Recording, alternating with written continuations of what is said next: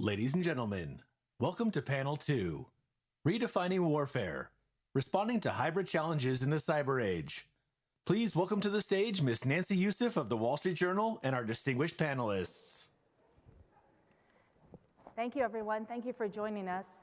Let me begin briefly by introducing our panelists, Secretary Kendall, Secretary of the Air Force, Senator Angus King of the great state of Maine, General Paul Nakasone, who has two hats, head of Cyber Command, and Director of the National Security Agency, and Mr. Horacio Rozanski, the President and CEO of Booz Allen Hamilton Incorporated. I'm delighted to be leading such an esteemed panel, and I wanted to start our conversation today picking up at some of the topics that Abby Phillip covered so well in her panel this morning. And I wonder if we could pull up a graph from the Reagan Forum survey that was released this week looking at national security topics and how Americans view them. So if you look at that survey, this is a survey about the threats that Americans are concerned about in the next 5 years.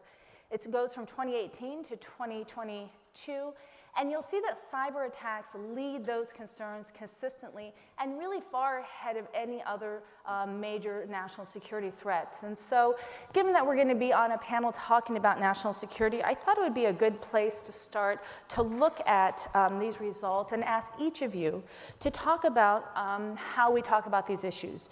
You know, so often I hear from readers and those who are interested in this topic that one reason that number is so high is that people don't really understand how the nation is tackling them because of the sort of classification, the secrecy around these topics. And so my question to each of you is, what metric should the American public be using to assess the success of their nation's cybersecurity, given that they can see so little about it? And how are you trying to create a space where some more of this information is releasable so that they can have a better understanding of the work that you're doing? Would you like to start us off, Secretary Kendall? Sure. You threw me a little bit of a curveball with what the American public should be thinking about part of the question, because I was thinking about it more from my perspective and the metrics I would use.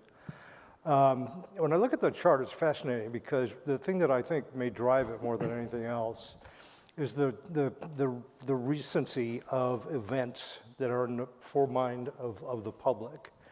And if you look at the terrorist attack, gradual decline over time, all it would take to dramatically change that curve is an attack tomorrow. Cyber attacks are high because they're happening all the time, and there's a certain level of awareness of that. In my position as Secretary of the Air Force, I'm mostly concerned about the two at the bottom of the chart, but I guess if you added them together, you'd be right up there with cyber, and that's thermonuclear war and conventional military conflict. So from my perspective, and I don't have a good answer for you for the American people. I think American people in general, I hate to say this, they don't look at metrics very much. They listen to stories about what's happening and they create impressions because of that, or they form impressions. The metrics I'm concerned about are the ones that give me a sense of how cyber secure my forces are, the forces in the Air Force and Space Force, how able we are if called upon to go do our job, and how convincing our deterrent capabilities are. But there's a large spectrum of things that influence that. I was thinking earlier about how my career entirely spans the creation of the digital age and the level of concerns about cyber and what we call cyberspace becoming pervasive and ubiquitous. And it is. And you can't do anything in the security area without thinking about cyber considerations. Most of what I worry about is traditional forces, effectively, right? We just rolled out the B-21 yesterday. But all of those forces have to be secured. So that's my first priority. And metrics that help me understand that is my first priority. Then there are metrics associated with what kind of offensive capability I might have and how I might be able to use that. And much of that, of course, is obviously classified. So those are the sorts of things that I'm focused on. I would judge the metric from Sherlock Holmes, the dog that didn't bark in the night. The difficulty here is that success is something that doesn't happen. And it's hard to measure that. Yeah. But I think, for example, here's I think a perfect example. At the beginning of the Ukraine invasion, a lot of people assumed there was going to be a cyber attack. There were going to be major cyber attacks in Ukraine. There might well be a cyber attack on us. That was one of Russia's in their toolkit. I'm convinced that the reason that has not occurred is because of this guy, we have literally deterred Russia from cyber attack because they know that we have the capacity to make them pay a high price. So I think you can say that over the past year, the fact that there certainly has been Russia's cyber activity in Ukraine, some in Europe, there were a few recently in Poland that we're concerned about, but by and large, that has been constrained, I think, because of good policy here that has developed a cyber deterrent. On the other hand, the other piece of this that's so important is we have to rethink conflict. We all think of conflict between countries as army against army and navy against navy. In this situation, 85% of the target space is in the private sector. So we have to have an entirely different kind of thinking about how the interface between government and the private sector works in cybersecurity. Because the government can't do it. We can't sit at every computer at a Raytheon facility in Boston or Whole Foods in Texas. It's got to be on the local level. Cybersecurity starts at the individual desktop. General Nakasone can do everything right, but if somebody in an engineering firm that works for a major defense contractor hits on a phishing email, we can be in real trouble. And so this, we can talk a little bit more about this, but to me, one of the keys to the defense of this country is developing a relationship of trust, which frankly often doesn't come naturally, between the private sector, particularly critical infrastructure, and the United States government, which has extraordinary capability, but we have to have that relationship so that we can see threats, define threats, see where they might go, and combat them. So that would be. I'll go back to the dog that didn't bark in the night. So far, you're keeping that dog quiet, General. So thank you, Senator. I think your point on deterrence is an important one. Today's the 3rd of December. 1 year ago, a hunt forward team landed in Kyiv.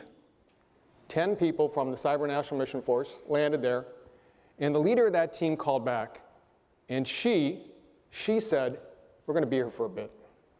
And so for the next 74 days, this team grew from 10 to 39 people working in Kyiv, working with our partners to strengthen their defenses, to understand what's going on, and also provide a bit of reassurance. Presence matters in this space still. This is a domain that everyone says, oh, you're going to do it, from afar. But when you put people forward, this team from the Cyber National Mission Force, this Marine major who is leading her team, this really stands as the example of, okay, there is a lot that has changed, but there's still some things that are foundationally sound here. So presence. And the next piece is persistence. So for what hasn't been talked about, Ukraine, which you had asked for us to comment on, is the work that forces like 16th Air Force did and U.S. Army Cyber Command and the Cyber National Mission Force to strengthen our networks. I talk about Kyiv and I talk about what we were doing hunt forward. All that came back, to the Senator's point, to inform the tradecraft, the malware, the ransomware things that we're seeing, that's shared with the private sector. And suddenly you have an antidote that has not millions, but actually billions of endpoints that are taken care of. And then the last piece is partnerships. This is what has changed dramatically. We get to scale with the private sector. We get to scale with the private sector, but the private sector is also interested in what we do as well. Why is that? Because we operate outside the United States. We understand the adversary. We have technical expertise. These are things that really have, I think, based on the Solarian Commission and so many other things, have kind of grown this partnership. I mean, it's not only the DOD, it's DHS and CISA, it's the Federal Bureau of Investigation.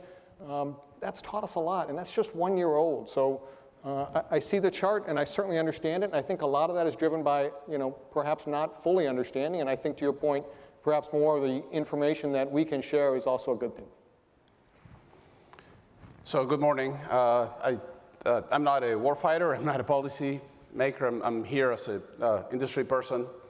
And the perch that I have of this is because Booz Allen has, at least we've been rated as having the largest cyber workforce in North America. And we have the privilege of working across all of the main verticals. We work in intelligence, we work in defense, We work in the protection of the .gov. We work in the private sector. And I have to tell you, in the last 4 or 5 years of the lifetime of this chart, the level of sophistication that each one of those verticals has experienced is breathtaking. Maybe it was the Target breach where the CEO got fired that got all of us CEOs worried about this at a completely different level. But the level of investment, the level of effort has greatly increased, and that is the good news.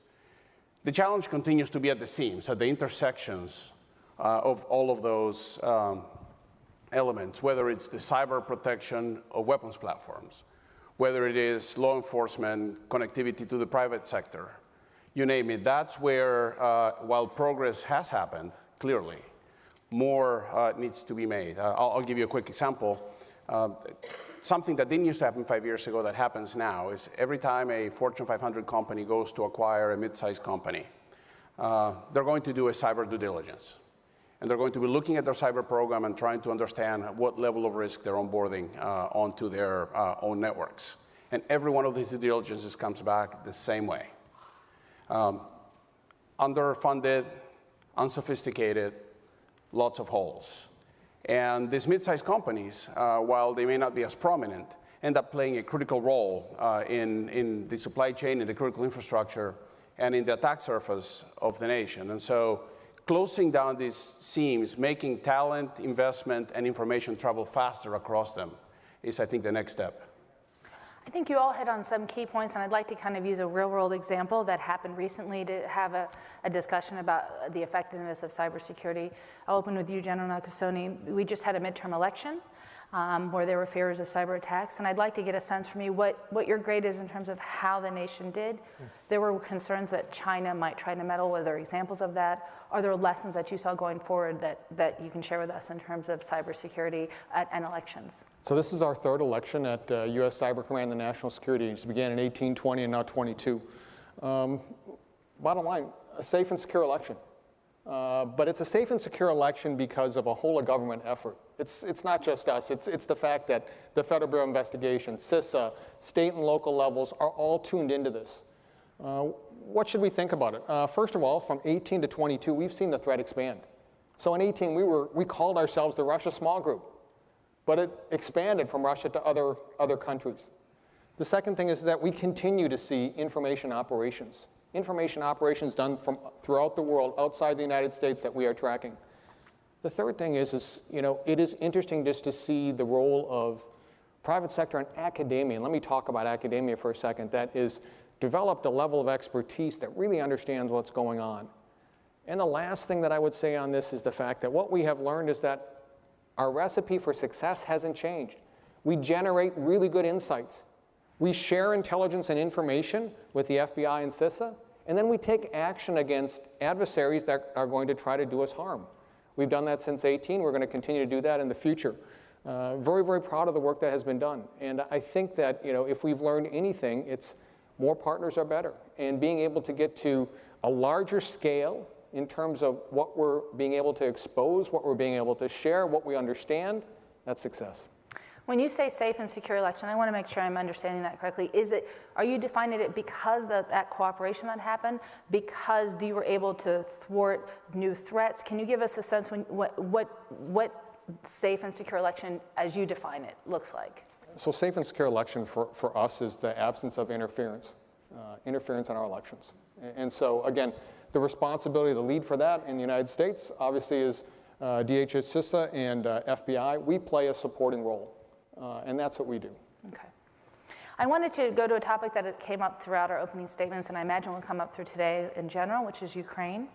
As you all know, there were expectations at the early days of the war. Senator King made reference to it, that there would be a series of cyber attacks on electricity and other infrastructure in Ukraine, and we didn't see that. And I'm curious.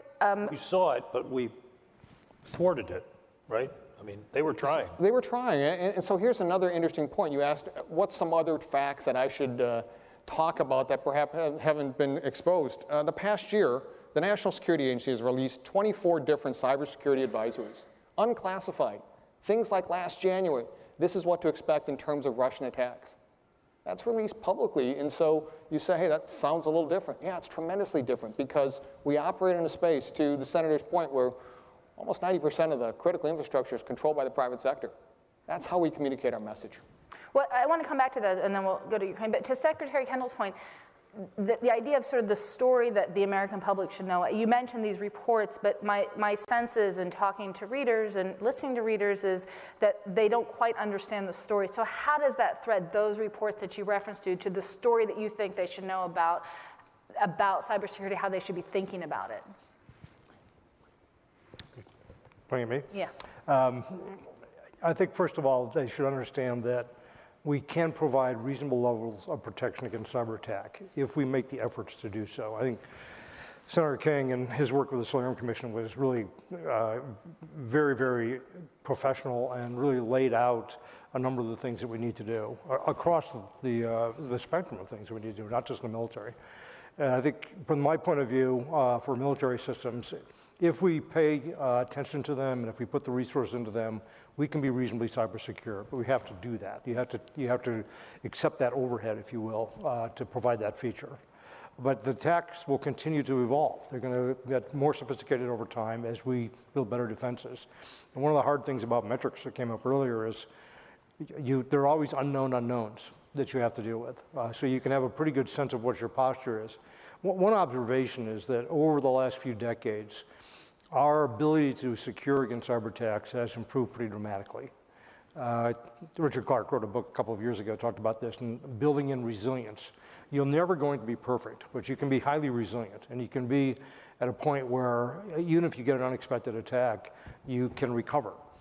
So the enemy, if you will, in whatever mode it's in, is buying time, but they're not really destroying you or defeating you. So we've moved into a different, I think, era, and I think General Nakasone should talk about that, and maybe the other panelists.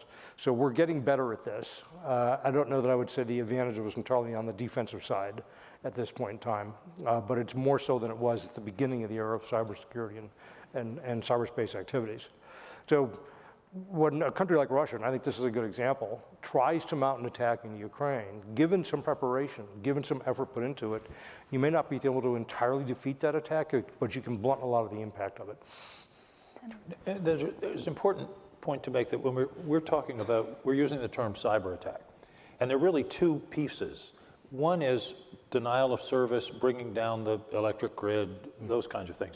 The other is disinformation. Yes. And Brad Smith touched on this. Disinformation is in the long run, may be the more serious problem, particularly for a democracy with the First Amendment.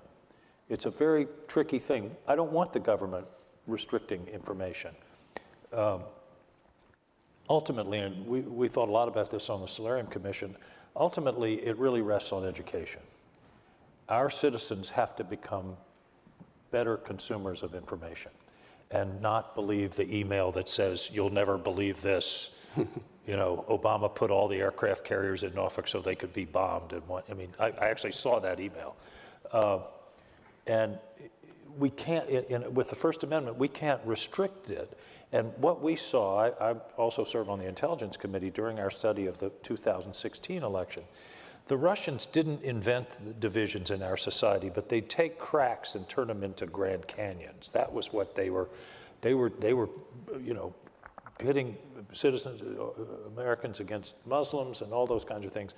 And that's a very difficult thing to cope with from a governmental point of view. We have to be more discerning in terms of information. And I think the reality is we had 1,000 years to figure out the printed word, to figure out, you know, what are the standards, editors, fact checkers, all those kinds of things. The digital age is 20 years old, 25, 30 years old, and we haven't developed we all are applying the same standards. If it's in the printed word, it must be true. You know, they're fact checkers and those kinds of things. And now somebody used, you know, Times New Roman font in their basement, and we think there's some, you know, we apply the same kind of instant credibility, and we have to get much better at that. It has to start in the early grades with kids. I call it digital literacy, so they can discern when they're being misled, when they're being manipulated. But again, I think it's very important to think of cyber as involving really two separate pieces. And the mechanical part, the cyber attack is certainly important. And General Nakasone was being too modest. In 2018, they were very active in dealing with what the Russians were trying to do in our elections in terms of a defend forward. And that got the Russians' attention. And I honestly, as I said before, believe that a big part of the reason we haven't had the level of attacks we might have expected is the old, peace through strength, deterrence, and the fact that the Russians and others realize that we have the capability to impose costs. You talked about education. I think one area that we learn about technology in particular is often in wartime, and Ukraine has been a test bed for Russian cyber attacks, and so we're watching in real time, I think, some of those attempts. And I wonder if you could help us understand a little bit more about what we've seen, what we haven't seen. I know that there's been a lot of efforts by the Ukrainians themselves to bolster their defenses. How much do you think of what we're seeing is because Russia is choosing not to be more aggressive in a bid to collect data from those open systems? How much coordination are we seeing between their conventional and cyber attacks on infrastructure? I'd like to open it to all of you. And I'd love to hear it also from the private sector perspective in terms of what you're seeing. So if I might begin, so we've seen the Russians conduct a number of destructive attacks within Ukraine. We've seen also them take down the satellite communications within the country that impacted outside of Ukraine as well. We continue to see information operations. Give a lot of credit to the Ukrainians, a high degree of resilience. Also, I don't think that, that the Russians had planned for a commercial satellite company coming into Ukraine and providing that type of support, which gets to the point of the private sector and the role of the private sector in being able to develop a level of resilience. But again, this is also an adversary that this is not through, and we remain very, very vigilant. And so we take a look every single day to ensure that that we are engaged with our adversaries to understand what they're doing. Do you see a coordination happening on the Russian side between their conventional attacks and their cyber attacks? And I'm not referring to the information one, but the offensive one, if you will. So I think if you were to talk to the private sector, they would certainly show the instruments of this type of coordinated of efforts. I mean, this is an adversary that truly understands it, that has done this before in other conflict zones. But again, the capability and capacity is one thing. The output and effects is another. Generally speaking, military systems are designed with some degree of hardening. They use encryption a lot more, for example. And weapons designers are aware of cyber threats. So it's harder to go after those targets inherently. What the Russians have traditionally done, if you go back to Georgia, operations against Estonia earlier, and certainly in this campaign, is they use disinformation, the thing that Senator King talked about.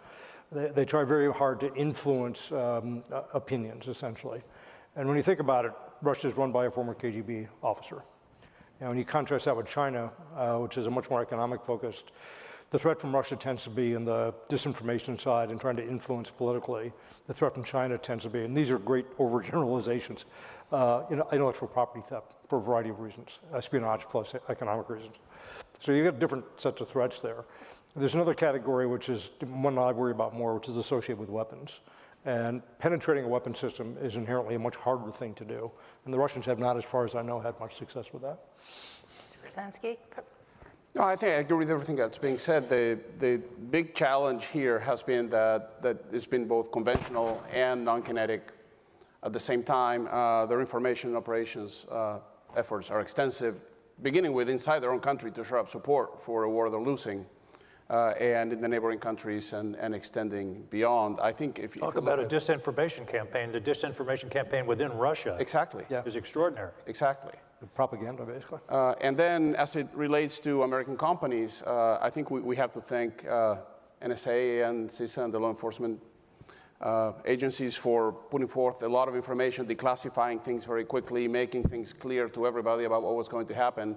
And allow American companies, especially the American companies that took a strong stand by exiting Russia and creating additional economic difficulties there to be protected from what could have come and could have been much more catastrophic than it was. I want to pick up on something that you said and has come up in the panel a lot. You've described a Russia that's been aggressive in trying to, and in some cases successfully launching cyber campaigns, either in disinformation or in Ukraine. So how concerned are you that we could see a Moscow using cyber warfare, maybe its internal criminal cyber outfits to harm in the West during the winter and make support for Ukraine harder, particularly and across Europe? Is that a worry that you have, that we could see those kinds of attacks, that the limitations of what's happening in Ukraine manifest that they instead go after Ukraine's allies in a bid to break support? Is that something you're watching? Are there trends that suggest that? There's no question that that's part of Putin's strategy, is to undermine the unification, the unity in the West. We're going to see a lot of disinformation or information kind of campaigns, particularly in Europe. And here, we saw some of it here going into this campaign, into this midterm election. You know, Putin wins if support deteriorates. And there's no question that that's going to be this winter as times are tough. And by the way, times are going to be very tough in Europe.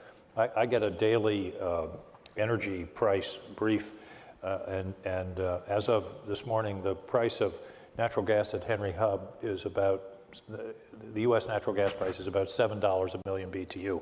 It's $44 in Europe. It's not marginally higher, it's dramatically higher. And that's going to be a ripe area for exploitation by the Russians, there's no question. To build on that, so I think, as Senator King said, Russia's #1 strategic goal is to undermine NATO support for Ukraine going into the winter, because things are going to stall, and that's their opportunity. I was just in Germany and the UK visiting with the 600 Booz Allen people that are supporting all of these missions over there. And when you got into conversations with our staff, their #1 concern is, how am I going to pay my heating bill this winter? I don't have $1,000 extra to spend heating my house. And so then this is where Russia probably is already or will run information operations in Germany, in Italy, in all of the places where they may sense weakness. And you hope that NATO, as a complete entity, with the support of NSA and Cyber Command, will actually have the right defenses. You know, one thing we hear frequently is that China and other countries are watching what's happening in Ukraine, both conventionally and from a cyber perspective, to see what they can learn in their own goals. And Secretary Kendall, I'd love to start with you, because you're looking at this from a warfighter perspective. What do you see lessons that China could be potentially taking away from the war in Ukraine that potentially has applicability to Taiwan? What are the trends that you're seeing? I get that question quite a bit, actually. And we're all looking at this very carefully, and we're thinking about what we're learning from it, and we're also thinking about what others are likely to learn from it. The things I would like China in particular to learn from this war are, first of all, that the economic consequences of doing an aggressive act may be much more severe than you would prefer. That your military may not be quite accurate when they're telling you how good they are. You know, I think President Putin was very, I won't say deceived may be the right word, but he certainly overestimated dramatically the capabilities of his own military. Including their cyber capabilities? Including cyber capabilities. And the other thing is that the short war you anticipate may not be the war you get. Now, those may not be the lessons that are being learned. Those are the ones I'd prefer to be learned. The lessons that may be being learned are more about, okay, if we're going to go do an act of aggression, we have to do it in a way which is much more decisive, and learn from the Russians that way. So you know, that is another thing you can get from this. One thing I would hope also in general is that there are a lot of unknowns associated with conflict, whether it's in the cyber world or in the conventional world, or the more conventional world. Cyber is becoming conventional. The efficacy of the things you might want to do may sound pretty good. You might even have experimented with them a little bit, but when you actually put them into practice, you may find that they don't work as well as you anticipated. Yeah. And the Russians are still trying a lot of things, I think, and they're having very limited success with some of the things they're trying, which is encouraging. So that's where I would hope would be happening. Mr. Rozansky, I know that Booz Allen has looked at this and studied this issue. I'm curious from a private sector perspective, what are you seeing in terms of how China's thinking going forward in terms of its cyber attack capability? So, you know, China is the facing challenge for the United States, and it's a technology challenge and it's a talent challenge almost more than anything else. And it's not an in the future, it's something that is happening now, from the theft of intellectual property to their cyber attacks to their territorial ambitions.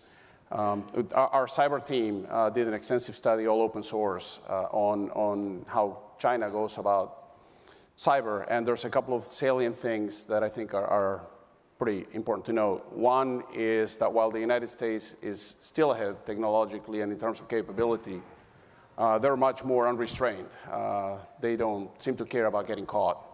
And that gives them the ability to do certain things that the Western world will not do. The second point is that if you want to know what China is going to do on cyberspace, it is almost entirely aligned to their rhetoric. So every time they complain about something in the world stage, it is either preceded by or followed by a cyber attack. And the third thing is that while they're brash, they're also capable and patient. There's a really good example that our team collected in the study about how after Taiwan began a discussion about independence in 2017, I think it was, they went after the energy industry. And the attribution is clear, and the capabilities were pervasive, and it was pretty successful at almost hijacking a critical industry for a period of time, just to make it clear that if you get out of line, cyber is going to be a tool that they're going to use. So I think every one of us needs to be, especially people who are threat officers or CISOs in the private sector, need to be very much aware of what the rhetoric is, how it applies to their agency, and how to defend against it. I think we have a lot to learn from Ukraine, tactically, strategically, but also historically. To me, the Ukraine situation is an affirmation of Mark Twain's famous observation that history doesn't always repeat itself, but it usually rhymes. And I actually approved a letter this week to constituents. I get constituents letters who say, why are we doing this? We have a lot of problems here. Use the money for home heating oil. Forget about, why are we doing this Ukraine business, billions of dollars? My answer, my first line of my answer literally said, Google Sudetenland in 1938 and Rhineland 1936. And that's what we're seeing, and I think that's one of the learnings of this is despots tend to be expansionist. And you mentioned, Maya Angelou says if somebody tells you who they are, you should believe them. Putin has been telling us for 20 years he wants to reestablish the Soviet Union. And Ukraine is where he started. I have no doubt that if they had swept into Kyiv in a week and decapitated the government and essentially taken over Ukraine, that we would now be seeing probes into the Baltics. So that's what's so important, I think, about what we're doing now, because history tells us that if you don't confront this kind of activity, it inevitably will get worse and worse. If Hitler had been stopped in 1936 in the Rhineland, 55 million lives could have been saved. And people come to, the other question I get from my constituents is, why are we spending so much money on defense? The answer is the only thing more expensive than establishing a credible deterrent is a war. And that's really what we're trying to talk about here. But I think Ukraine is being instructive on a lot of levels, on what you're learning on the ground, but also this is an important moment in world history that we've basically said, no, taking over another country on your border by force is not acceptable. I want to ask one other thing on China to you, General Nakasone. We've seen protests recently in China over COVID restrictions, but there have been some concerns that because of some of the efforts by the Chinese censorship and propagandists, that we haven't been able to actually hear the voice of protesters. At the same time, on Twitter, we've seen that the new CEO has decided to lay off the entire content moderation teams. Is it a national security concern when a private social media companies can suddenly collapse its content moderation teams, and in doing so, create space for authoritarian states like China to control the online discourse in their favor? So I'll leave that, Nancy, to the policy folks to work that out. Here's what I would say. The whole discussion on influence today is a critical discussion because our role in influence operations outside the United States is to expose it. One of the interesting things that was at the panel this morning is this decision by our government to release a lot of information last year about Russia, Ukraine. And that was, Which didn't come naturally to you guys. But was done very well, I think, Yes, it right, was. Senator? And I think that, what we have learned, why was that information released? Really for three reasons. One, build a coalition. Two, disrupt an adversary. And three, enable a partner.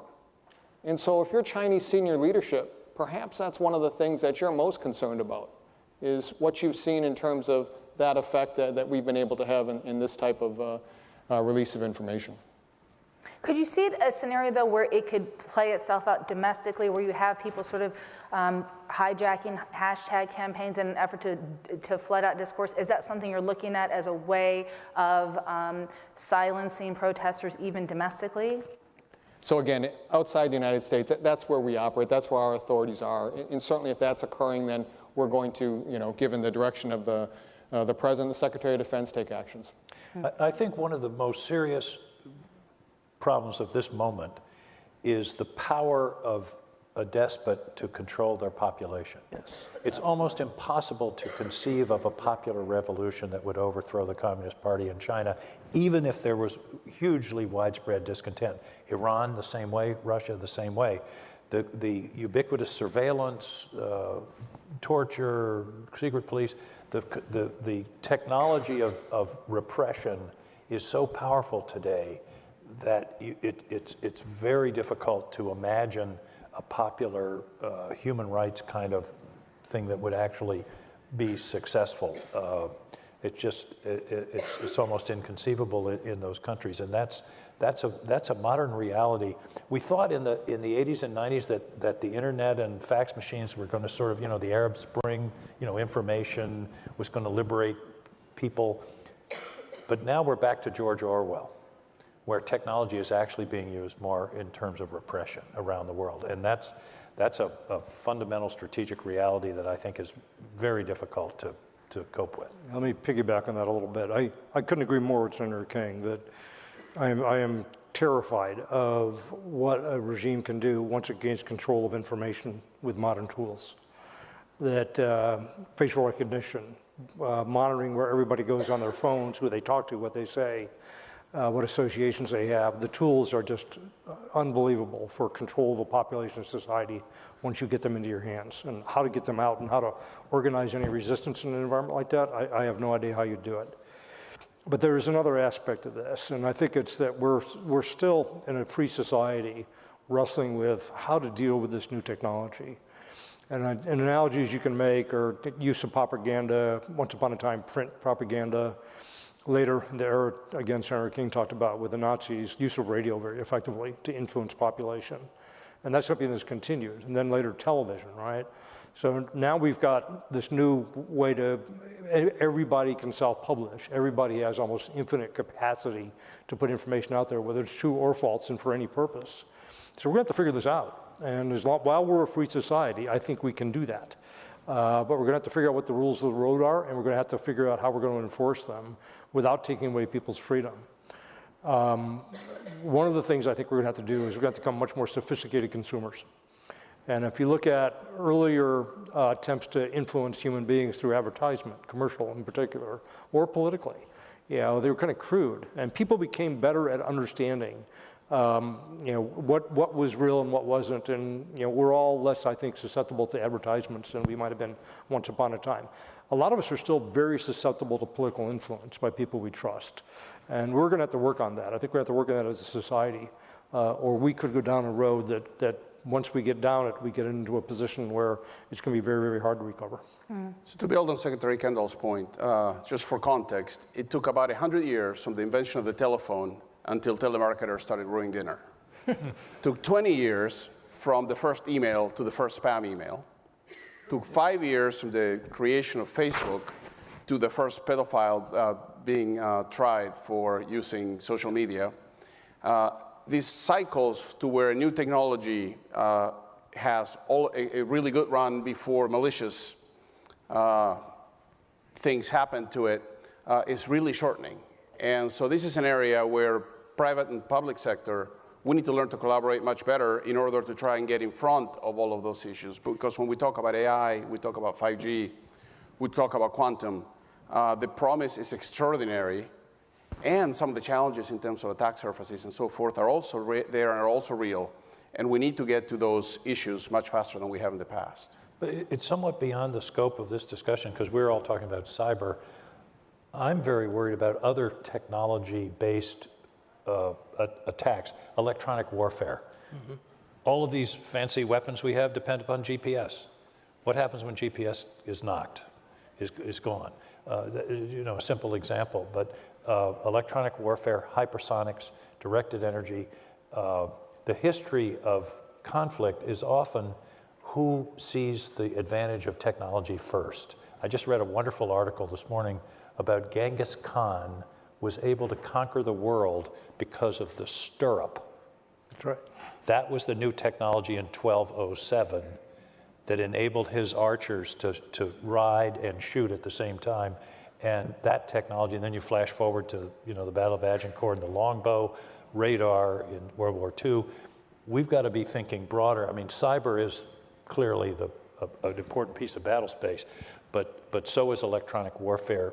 And it relates back to cyber because we're so cyber dependent.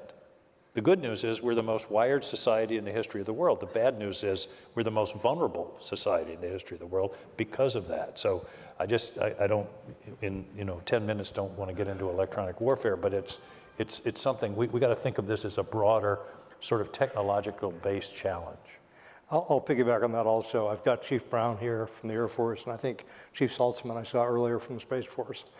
And I saw it coming up earlier this morning. It's not just technology, it's how you use it.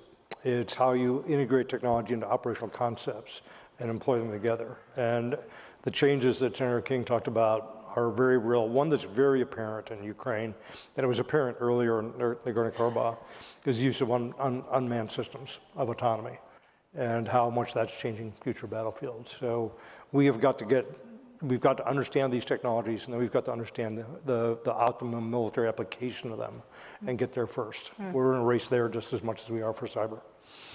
We have just a couple minutes before we take questions. I want to come closer to home and pick up on something, Mr. Rozansky, that you said earlier about how there's good cooperation happening, but at the seams there's areas of improvement.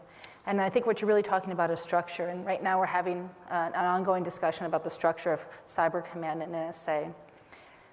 General Nakasone, I understand that General Dunford has provided his report and his recommendations in which he didn't decide definitively whether the two agencies should be split. What is the future of those two organizations? Would you support a split? And if so, when would it happen? So Nancy, at the end of the day, this is a policy decision that will be made. Anything decision, we're going to support this. But what's my reason? Why is the dual hat so important for, I think, the nation? It gives us three things. First of all, it gives us speed. It gives us agility, and it gives us unity of action in a domain that moves so rapidly. As Horacio was saying here, this is not years and decades. This is days and weeks many times. And so being able to rapidly adjust to election security or ransomware or Russia, Ukraine is enabled by a command that is world-class in signals intelligence and also in cyber. This is the future of what we're seeing today. This is the changing nature of conflict. Right? My past 2 decades, I spent time going into and out of different countries where I was able to put my boots on the ground, where I was able to put in ground sensors, where I was able to do all the things that we need to do and fly all the airborne intelligence, surveillance, and reconnaissance we wanted to over that country. We're not doing that today. But yet we're having tremendous success against our adversary. That's because we can operate with speed, agility, unity of effort in cyber and in signals intelligence. I'll summarize what he just said. The last thing we need is 2 new silos. NSA and Cybercom are so complementary, and if it were separated, in my view, and I've sort of modified my view on this over the years, it would be I think we'd lose a lot. I put an amendment to the National Defense Authorization Act to make this position an 8-year position, like the Chief of Naval Reactors. This guy wasn't crazy about it. He just bowed his head down, just so you know, when he said that. But what he doesn't know, it didn't make it into the committee bill, but what you don't know is that we're now getting it into the final bill, and it's going to be life without parole. I'll pass it on to my wife. Well, I'd be then remiss to not ask you, General Nakasone, you've been in the job for 5 years. It'll be 6 in May. Do you anticipate having the 6th anniversary there? What do you think about your future? It's unusual to see someone in uniform in the same position so long. I'm just curious how you're thinking about your future, if you wanted to make any announcements today related to that. Nancy, I serve at the pleasure of the Secretary of Defense and the President. Well, this is a great opportunity. We've gotten some wonderful questions from the audience, and so I'm going to go ahead and put those to you, and I'll leave it to you gentlemen to decide who wants to take these questions, because they have not specified who they go to. I'll take the easy one. Okay, great. You tell me if this is an easy. I think they're all hard, though. What are the combat domains that are most deficient in terms of the integration of cyber capabilities? Could you say that again? I'm so sorry. What are the combat domains that are the most deficient in terms of the integration of cyber capabilities? Cyber's integrated in everything.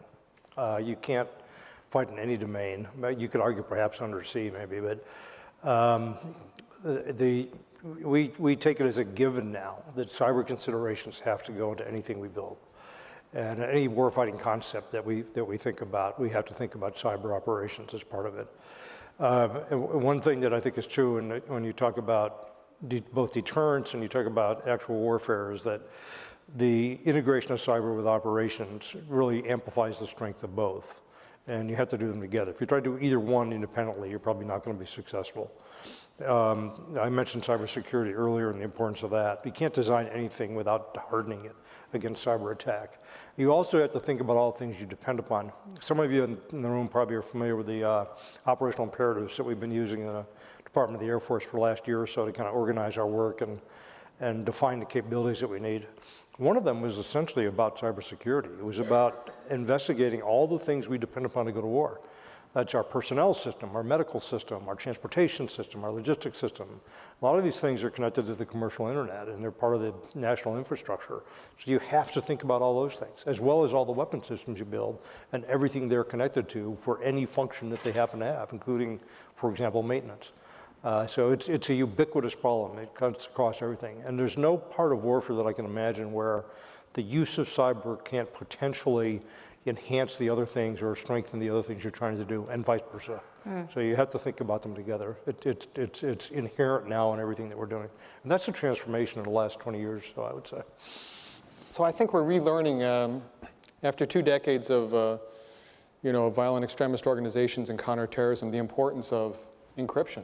I mean, this is a fundamental thing that we do. At the National Security Agency, no one makes code or breaks code better than our agency in the world. And we're learning that again in terms of our service. Our most sensitive communications, our most lethal weapons platforms have to be enabled by world-class encryption. And that's, I think, really to the point that all the service secretaries have been very, very supportive. I would make there, oh, sorry, go ahead. I was going to add one thing. Secretary Austin, I think, will talk about integrated deterrence. And it's kind of the heart of our strategy. So it extends to our partners, too. We will fight as a coalition, if you will, or as an alliance in any operation I can think we would do. The United States will not fight alone. So we have to have our partners integrated in this too, and they have to be cyber secure enough to be able to operate with us. So it extends beyond just our own capabilities and our connection to our support functions. I was going to make the point that in some ways we have to stop thinking about cyber as its own thing. Yeah. And that whether that's in the warfighting domain or as a technology set, if you think about it, cyber and AI are on a collision course. They'll become one and the same if they haven't already. We can't fight in space without cyber and AI at the same time because the lag times are just too significant. If you think about quantum, post-quantum encryption is going to revolutionize a lot of things, and General Nakasone knows more about this than anybody. And even when you really start developing new systems, right? I mean, the best time to put an alarm system in your house is when your house is getting built. DevSecOps, the best time to actually build a secure system is to build it when you're coding the first time around. And so we really have to continuously think about cyber as an integrated element of everything we do. It's such a good point, and in addition to what just Secretary Kendall said about working with other countries, because I think what we're seeing in private sector and even across governments is great variance in terms of how they think about that. We just saw, for example, the attack in Australia that some people believe was because they haven't given these kinds of issues the weight of it that you all are talking about doing as well. And so I wonder how you do that cooperation, how you do that integration when the spectrum of sort of engagement on this topic is so varied. You used the term cooperation, and that we really haven't touched on that. This is an international issue. Right. One of the most important initiatives of the administration was the creation of a cyber bureau in the State Department. The head of it is an amazing guy named Nate Fick, from Maine, by the way, but he has other qualifications. But the point is, this is all the countries have an interest in this. And I've always felt, for example, sanctions are more effective if they're multilateral than if they're unilateral. I want a cyber actor not be able to go to Monte Carlo or Paris as well as Miami or New York. And also setting of standards internationally is something that is terribly important. The Chinese have been very aggressive on these standard setting bodies that are sort of technical and boring, and we have not been participating actively. This new bureau at the Department of State, and I'm hoping that part of the National Defense Act will be something called the Cyber Diplomacy Act, which will establish this office in the State Department on an ongoing basis, not just one administration, because I think this is so important. This is not only our problem, it's everybody's problem. To extend that even further, the CHIPS Act, which we just passed, is partly about secure microelectronics. Cybersecurity starts with the basic devices that you have to have. And so access to reliable microelectronics, which we're confident of the content, is a part of this equation also. I want to end with a question about Ukraine, because I think that is obviously the dominant issue of today. And this comes from a member of our audience who asked, how have changes in Russia's cyber attacks and the war in Ukraine updated your views on how to ensure the resilience of U.S. allies' critical infrastructure in a protracted conflict? What have we learned that teaches us about protecting not only infrastructure, but infrastructure under attack in this kind of warfare? I begin with the public sector. As I mentioned earlier, this is how we get to scale. This is how we are able to shine a light on really bad tradecraft behavior, malware, ransomware, et cetera, is by sharing it with the public sector. This is dramatically different, and I think that you mean the private sector? The private sector, correct. I'm sorry, and this really is the piece that has changed so much in terms of where we can go in the future. And are you confident that the private sector can protect its own infrastructure enough to hold that information and not have second and third order effects? So this is the give and get, right? This is the working with government that has insights about what our adversaries are doing, and also being able to provide the information that they're seeing as well. One of our Solarium proposals was something called the Joint Collaborative Environment. Set up a structure where you could have the federal agencies, FBI, NSA, Cybercom, CISA, DHS, and the private sector as a place to come together, a kind of safe forum on these issues. And we're not quite there yet, but I think that's an important next step in terms of our setting up our structure. I ought to mention CISA and Jen Easterly, and also Chris English, the National Cyber Director, Ann Neuberger at the National Security Council. That triumvirate is really an extraordinary group of people, and CISA has done a great job, and I saw it. In 2016, we had secretaries of state. They didn't want anything to do with CISA. They were, we're okay, leave us alone. And Chris Krebs developed, and remember I used the word trust, developed a relationship of trust with the secretaries of state around election security. And now CISA's doing the same thing with the private sector, where they've got a program called, I love it, it's called Shields Up, helping the private sector to deal with these kinds of issues. So that's where I think, as I said at the very beginning, we're looking at new kinds of combinations of relationships that are going to be critical if we're going to be able to navigate this problem. I want to go back to what General Nakasone said earlier a little bit. One of the things that's been critical in Ukraine is the ability to flow information to the Ukrainians. Their force has been much more successful because of that. I can't go into many details here about this, but the foresight General Nakasone and his team had, and their ability to be agile and adaptive, and to take advantage of the private sector, have made all the difference in the world. And there's an enormous amount to learn from that. And we could do much better, I think, even going forward with our partners if we're ready to use some of those tools. Well, you know, we began this discussion with a survey about people wanting to understand cybersecurity more, their concerns about it, and ways that we could talk about it in a more forthright way. And I hope that this panel has gone towards that. And I just want to ask the audience to join me in thanking everyone for such an engaging conversation.